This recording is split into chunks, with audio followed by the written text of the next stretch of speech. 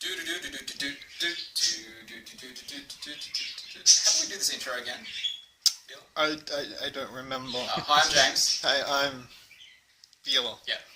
Done. Unco Enjoy? I don't know, we stopped calling it that? I don't know. I don't know. But we're here for a very special purpose, right? Yeah, we are. Who's this? This is Stephen Justice. Hello. What do we...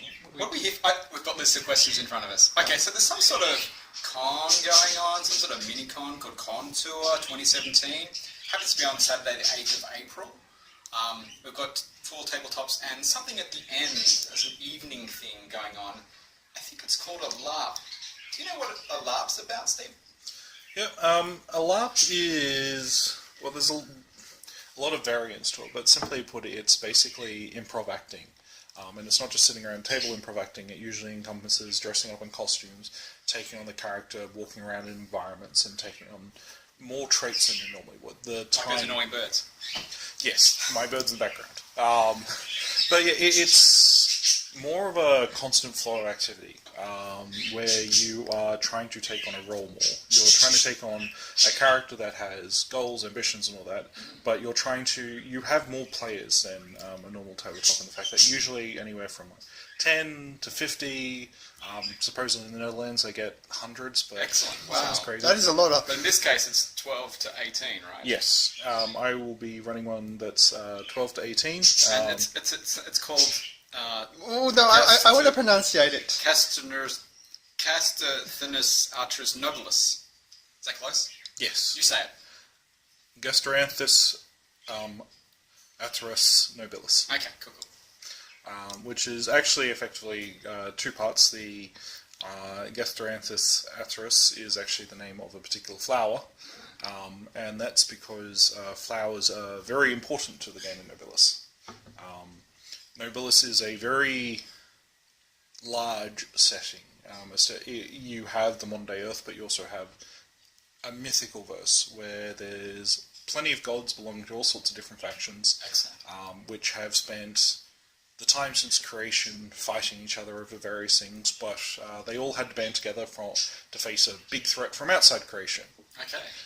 And while they're all fighting, they selected various humans to ennoble, to look after their godly estates, because gods encompass several things, whether it's an emotion, an object, circles, it goes on and so forth.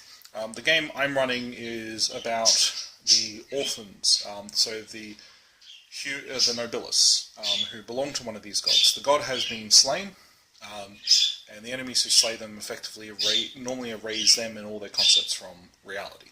But because they're shards of godhood have been put in these humans, those concepts got to remain. But now they're particularly vulnerable, and so the gods are effectively going, right, well, you guys have to go join another family and effectively be adopted by another god and be bonded with your soul to make sure you don't get wiped out. Wow. So this game, yes. Who plays the gods? The gods won't actually be in this game. This is about playing the nobles, who are effectively gods in themselves. Right. So the humans, or the nobles, as it were, still have power levels ranging from effectively your exalted level characters up to reality shaping warpers. Right. So you're very powerful characters who will still have human ranges of emotions and hiccups and all this other sort of stuff. There are other worlds with non-humans, but this game is focusing on this. Excellent. So effectively, all the gods are having a funeral for the evening to deal with the fact they've lost someone, despite the fact none of them can remember anything about the lost god. And they went, right, well, this is happening. You nobles are attending this feast, which is being hosted by this trusted agent, and the nobles belong to these gods are turning up from the various factions, and they're trying to win you all over, and you get to decide who you go to. Oh, cool. Excellent. So getting adopted. Effectively. The flower name is actually the orphan flower. Effectively, it was a specimen brought back from a trip to South Africa, which when they went back and they went, oh, it's a fantastic flower, we should go get more because this thing won't breed without a pair, which happens to us. They went back and the entire area had been destroyed by logging and for farmland, and they've never found another one. So they have this flower, which is now decades old, perhaps over 100 years old, that will one day die out, and they call it the orphan flower because of that. So, given the importance of flowers, I thought it was a nice touch. Yeah, that's nice. So the game can be up for 18, but effectively, yeah, it's I need the orphans, I need representative from each of the families, and the game very much, Nobilis, despite having all these powers, is very still much a game about emotions and relationships. So all the characters have this very entwined histories with each other and other things like that for social machinations and things like that. Cool. Should come out well. So, let's take you back in time. Yes. What made you start running games? How did that come about? This is going back to when I was either I was 11 or 12 years old. My friend Andrew Watson, if he's listening, hi Andrew. Hey Andrew. He actually helped me write Nobilis, actually. Do you have any other people involved in this game? Yes, my friend Kane Edwards, who also helped me write it. Excellent. Andrew won't... Okay. Yeah, Kane will be Hey, Kane. helping me run it again here. Andrew will unfortunately not be helping me run as he now lives in Adelaide. Next time you should come along. Come along.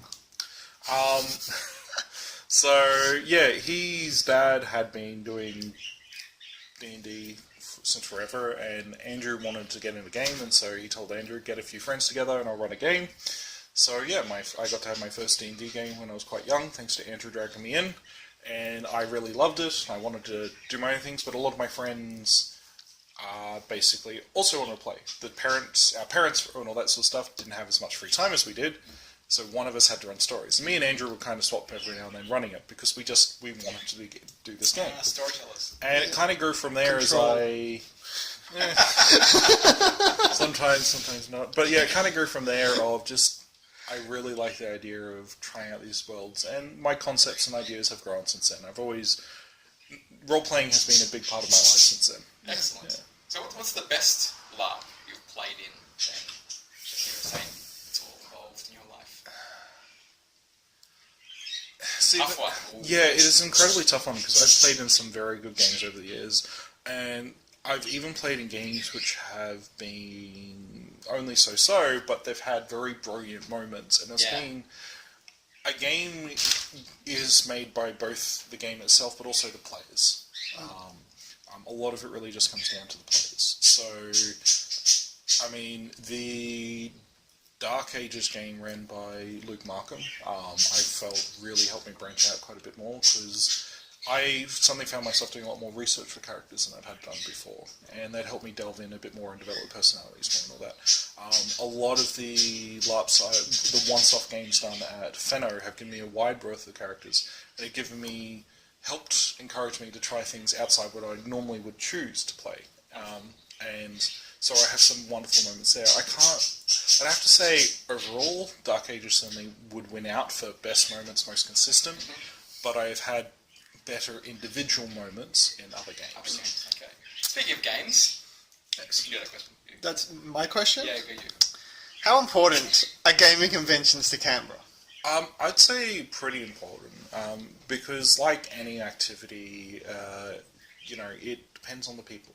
The people involved are what makes the activity most of the time. There's very few activities that benefit from doing it by yourself. Sharing things, building the community, and all that. And conventions are great ways to bring lots of people together that you normally wouldn't have a chance to meet, because a lot of the people I've met through gaming, a bunch of them met through RPG Meetup, thank you, James, but also a lot of them I met through going to Fenno, being dragged along by a friend, and I met a large amount of people through that I've kept in contact with and developed things with.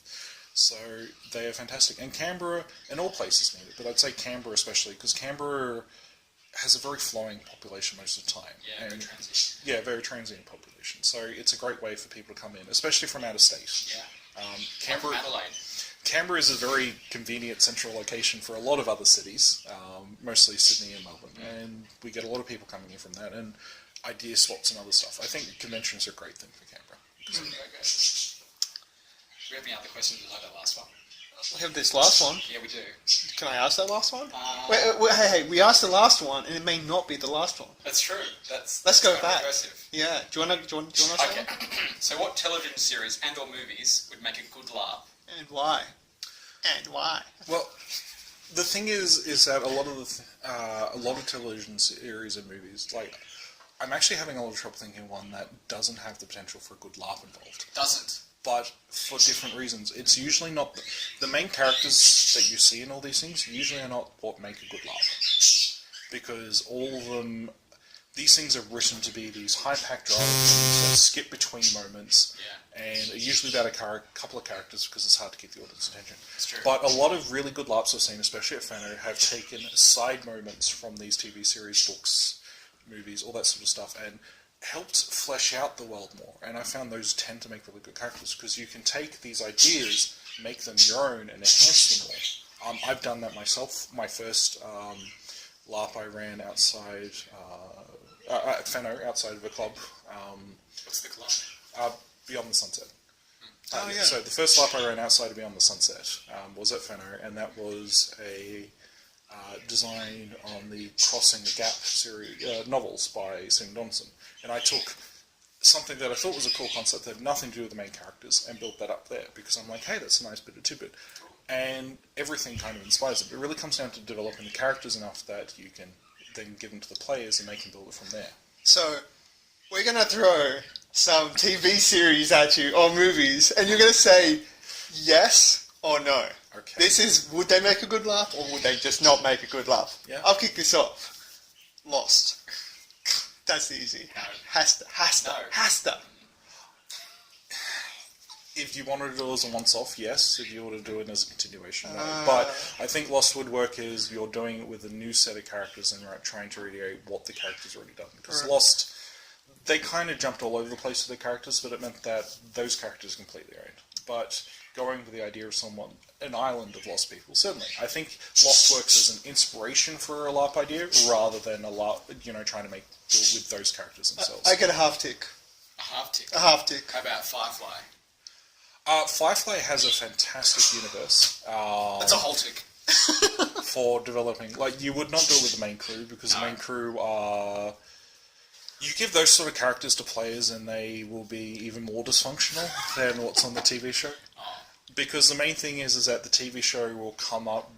TV shows, movies, books and all that give characters various trope devices. I usually call it the idiot ball or other things like that to enhance drama. I see it way too many times and it usually turns me off things. And this happens in almost all, besides a couple of shows I can name. But they usually also do other things that make people reconcile because they need the show to continue when it doesn't make sense.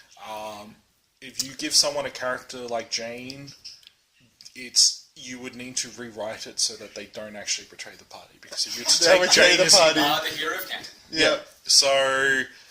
But they don't have Jane portray, despite all of the personality they've given him, because it would ruin the show. Yeah. So you could certainly take a lot of stuff from that, other explorers, all that sort of stuff. For a freeform, you'd most probably have to choose a trading dock or something like that and build from there. But that would be fantastic itself, Cool. So one more each, and then I think we should cut it.